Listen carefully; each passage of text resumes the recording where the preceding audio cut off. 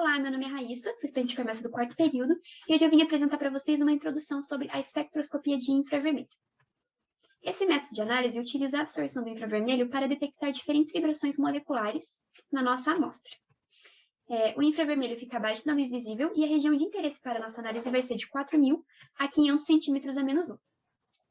Como ocorre a absorção do infravermelho pelas nossas moléculas? Bom, sabe-se que os átomos de uma molécula eles nunca estão imóveis. Então, quando a molécula recebe radiação eletromagnética com a mesma energia de uma dessas vibrações, a luz infravermelha ela vai ser absorvida, então ela vai passar a executar alguns movimentos chamados estiramento simétrico, assimétrico, balanço, torção, tesoura e rotação. Para que a gente possa saber quantas vibrações cada molécula pode executar, a gente tem a seguinte fórmula: 3 vezes N. N seria o número de átomos presentes na molécula, menos 5 para moléculas lineares e menos 6 para não lineares. Aqui eu deixei o exemplo da água, que possui 3 átomos, e no final vai ficar com 3 diferentes vibrações após receber a radiação infravermelha. Cada vibração que a nossa molécula executa vai corresponder a um número diferente de onda no nosso espectro, que eu vou apresentar daqui a pouco para vocês. E vai ser esse número de onda que vai dar identidade às nossas moléculas. Como a gente obtém o espectro? Primeiro, um feixe de radiação infravermelha vai passar pela nossa amostra e a energia que sobra após a amostra absorver essa radiação vai ser registrada, e então o equipamento vai gerar um interferograma que será convertido a uma expressão matemática chamada transformada de Fourier, criando o nosso espectro. Esse espectro vão estar contidos os picos, que vão ser característicos de cada grupo funcional. Eu deixei aqui uma tabela para vocês darem uma olhada, que relaciona o grupo funcional com aqui o intervalo de frequência, que seria o número de onda, que eu vou estar apresentando para vocês o espectro. Desse lado a gente tem a transmitância, que vai até 100%. Quanto mais próximo a 100%, menos do infravermelho foi absorvido. E aqui, como eu disse anteriormente, vai de 4.000 a 500 centímetros a menos 1. Bom, eu deixei um hexeno aqui para vocês darem uma olhada. Aqui a gente identifica o carbono sp2, que a gente tem aqui na ponta. E aqui o carbono sp3, que temos vários picos desse jeito, porque a gente tem diversos carbonos sp3, junto com o carbono em ligação dupla. Bom, agora eu vou deixar para vocês se aprofundarem um pouquinho mais, falando da instrumentação.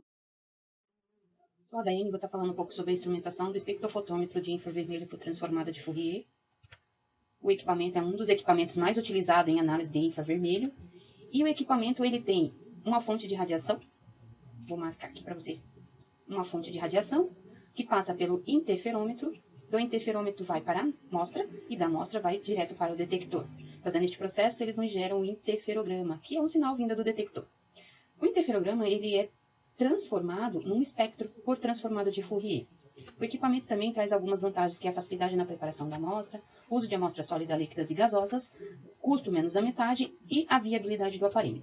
No interferômetro, a radiação que sai da fonte, ela vai se dividir em 2 feixes, passando por um jogo de espelho, que é o espelho fixo e o espelho móvel. Passando pelos espelhos, ela vai se juntar novamente, passando pela amostra indo para o detector. O interferograma obtido no final da análise é a relação do sinal e da movimentação do espelho móvel. Conforme a movimentação do espelho móvel, nós vamos ter sinais diferentes e também nós vamos obter as frequências existentes. Espectro. Espectro é um resultado do interferograma, que é uma equação matemática que foi transformado num espectro por transformada de Fourier. Nessa animação vocês vão conseguir entender melhor. Ele saiu da fonte, se dividiu em 2 feixes, se juntou novamente, passou pela amostra e foi para o detector. As amostras líquidas e sólidas. Para as amostras sólidas existem pelo menos 3 métodos comuns, mas eu vou estar falando da mais utilizada, que é a partilha de QBR, a mais utilizada porque ela é mais transparente para o infravermelho. A líquida você pode estar usando ela pura ou em soluções. Aqui nesta imagem, eles estão fazendo mais com a solução pura. Soluções ela é feita desta maneira. Vocês no espectro de um estudo com 4 medicamentos no tratamento de hipertensão. 3 desses medicamentos são dispensados pelo SUS. O que eles queriam saber? Se os medicamentos têm os mesmos princípios ativos e a mesma eficácia. Nós podemos ver que aqui é o captopril e os 3 medicamentos dispensados pelo SUS. O captopril e o medicamento A e B, eles têm os mesmos princípios ativos e a mesma eficácia. Agora, no medicamento C, o que nós observamos? Que ele tem algumas imperfeições, onde está tendo algumas alterações químicas e físicas, e este medicamento, ele nos indica que ele é instável. Já os outros 3, eles são bem instáveis e têm os mesmos princípios ativos. Algumas aplicações do infravermelho também podemos ver através da termografia, tá? Que é utilizado essas por essas imagens, né? Aqui podemos ver que o corpo humano emite calor em determinadas áreas, então a temperatura pode ser numa determinada área, como pode estar em outra.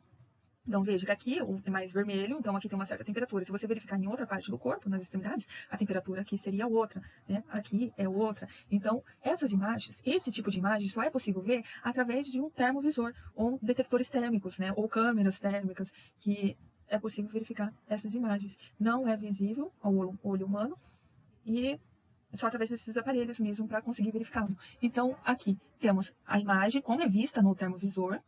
O objeto de inspeção está aqui, daí através de uma lente óptica, que será feito um sistema de detecção, que vai amplificar e condicionar o sinal e apresentar para a gente através de uma imagem infravermelha, onde será possível identificar essa temperatura. Então, aqui temos o esquema e aqui como ele realmente se apresenta. Então, aqui nesse caso, o médico está analisando, né, uma paciente, aqui seria o nosso objeto de inspeção, através da lente óptica, e o sistema de detecção que irá transformar na visualização, nessa imagem infravermelha, tá? Onde demonstra que a maior temperatura seria aqui, e no caso, se o paciente apresentasse alguma anomalia, alguma doença, seria possível verificar também, porque naquele local onde se apresentasse alguma lesão ou doença, iria estar irradiando mais calor, com um sinal infravermelho maior.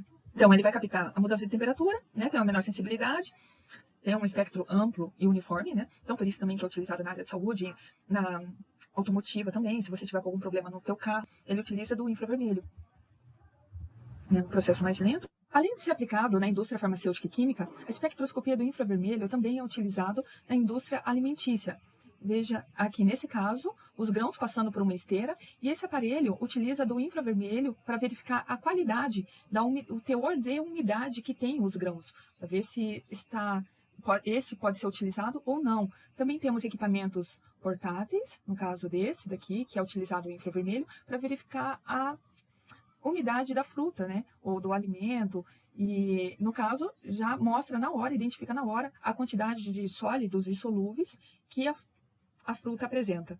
Quem nunca comprou uma fruta, um pêssego, uma maçã, com aqueles machucados por dentro? Então, nesse caso, também é possível analisar através da espectroscopia do infravermelho, tá? Para ver se não há aqueles machucadinhos por dentro do fruto. Nesse caso, foi utilizado um pêssego, foi colocado dentro do aparelho e é feita a análise daí para ver se não tem aquele machucado amarronzado por dentro, para ver se essa fruta está perfeita para ser consumida. Nessa pandemia foi utilizado muito o uso do termômetro. E o termômetro, ele consegue medir o quanto de infravermelho um objeto ou uma pessoa está irradiando. Então, quanto mais intenso for o infravermelho, maior será a sua temperatura. Um exemplo muito clássico também é o uso do controle remoto. O controle remoto ele emite uma radiação não ionizante, que é captado através de um receptor da televisão, né? E essa radiação é convertida em códigos binários. E daí é possível mudar de canal, né, aumentar volume, diminuir volume, também é um exemplo do infravermelho empregado no nosso dia a dia. E por imagens por satélites, né, que irão captar essas ondas de calor através do infravermelho e também podem ser empregadas através de um controle ambiental, que é possível, né, por essa imagem de satélite, e meteorológico, para ver as ondas de calor. É muito utilizado em nossos laboratórios é o espectrofotômetro de infravermelho por transformado em Fourier. Tá? Aqui vamos demonstrar, através de um vídeo, como que um analista deve proceder, tá? Para que seja feita uma análise através da espectroscopia de infravermelho e utilizando esse aparelho de espectrofotômetro. Tá? Foi utilizado uma amostra com o KBr, que é o nosso padrão, o nosso brometo de potássio. Iremos demonstrar como é utilizado um aparelho de espectrofotômetro de infravermelho por transformado em Fourier. Será analisado duas pastilhas, uma será o nosso padrão, que é o KBr, e a outra será a nossa amostra, através de um método de pastilhamento em pó. Então, essa é a nossa amostra em pó. Temos aqui duas pastilhas, uma que seria a KBr e a outra KBr mais amostra. Então, teremos que limpar um pastilhador, que será levado na prensa, para que seja feita as pastilhas. Mas para isso, sempre temos que limpar esse pastilhador, tá? Sempre antes de fazer as pastilhas. E é limpo com cloroformo. O analista está desmontando todas as peças do pastilhador. Utilizado cloroformo. Tem que ser feito com bastante cuidado para que não seja danificado depois a pastilha. Agora ele pegou o brometo de potássio, o KBr, para que seja feita a maceração. Então, para que fique um pó bem fininho. Olha, como era, estava grosseiro, então ele está macerando para o processo da pastilha. E ficou daí um pó muito fino. E agora, com a outra parte, do KBR, ele irá misturar a amostra para fazer a segunda pastilha. Uma cera também, para que se una tudo. Então, montando o pastilhador, porque daí ele vai adicionar o KBR, que seria o nosso padrão, e o KBR mais a amostra. Então, feita a primeira pastilha, beleza. Então, coloca, né, gira em volta, com bastante cuidado. Então, lá dentro já está a amostra, o pastilhador. Lembrando que ele já fez a pastilha do padrão, com KBR. Então, agora ele vai colocar na prensa. Essa é a prensa manual, tá? Fecha, para que seja feita a pastilha. Então, ele vai pressionar ali, até chegar, no máximo 10. Abre com bastante cuidado, para que não se desfaça, né, a pastilha. E agora vai levar para o nosso aparelho de espectrofotômetro. Então, limpa também, para que não tenha interferência. Pega a pastilha e coloca no objeto, para que seja feita a análise. Com bastante cuidado. Vai posicionar. E agora ele vai levar até o aparelho de espectrofotômetro.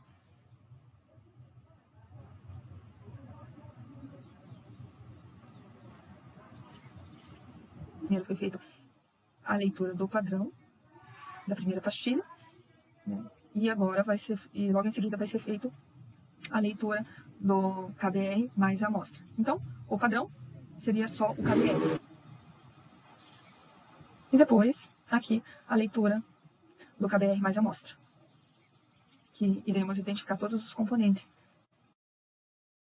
Olá, tudo bem? Me chamo Juliana, faço parte do curso de farmácia, terceiro período FAPA amanhã.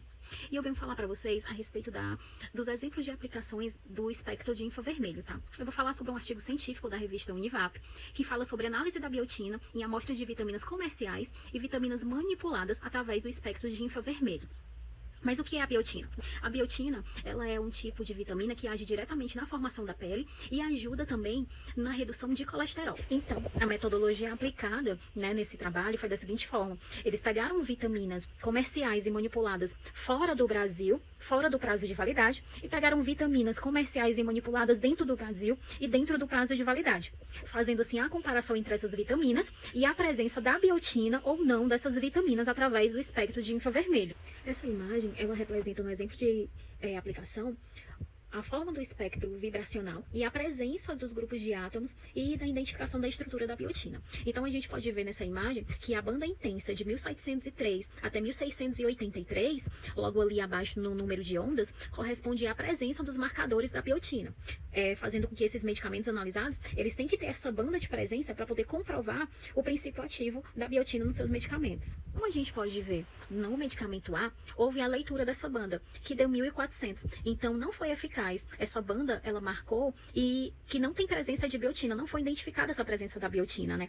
Porque a banda resultou em 1400. E a gente viu que tem que estar entre 1703 e 1683 a presença da biotina. Então, o que foi feito? Para se constatar a presença da biotina, eles fizeram o espectro de segunda derivada, para poder certificar a presença da biotina nesse medicamento A. Nós podemos identificar na imagem do medicamento B que o espectro, ele conseguiu identificar as bandas relacionadas à presença da biotina no medicamento, de uma forma reduzida, mas houve sim a presença da biotina. No medicamento C, a gente verificou também que a leitura do espectro também identificou a biotina, mas também de uma forma reduzida na sua leitura de banda. Assim, nós podemos identificar na conclusão desse trabalho científico que mesmo com a baixa quantidade de biotinas presentes nas amostras, obteve-se um resultado eficiente da espectroscopia de infravermelho, mostrando assim a sua eficácia, né, e mostrando também os marcadores identificados da biotina, fazendo com que o trabalho ele tenha sido relevante, de suma importância dentro dos medicamentos analisados e do seu princípio ativo. Sobre o estudo realizado do equipamento espectrofotômetro de infravermelho, nós concluímos que o aparelho ele nos dá uma ampla área de atuação e também a facilidade na preparação das amostras, resultados rápidos, não agride o meio ambiente e também ele nos dá uma precisão nos seus resultados. Sobre o estudo realizado do equipamento espectrofotômetro de infravermelho, nós concluímos que o aparelho ele nos dá uma ampla área de atuação e também a facilidade na preparação das amostras, resultados rápidos, não agride o meio ambiente e também ele nos dá uma precisão nos seus resultados. Este trabalho foi apresentado pelas alunas Raíssa, eu, Daiane, Isabel e Juliana. Agradecemos a todos.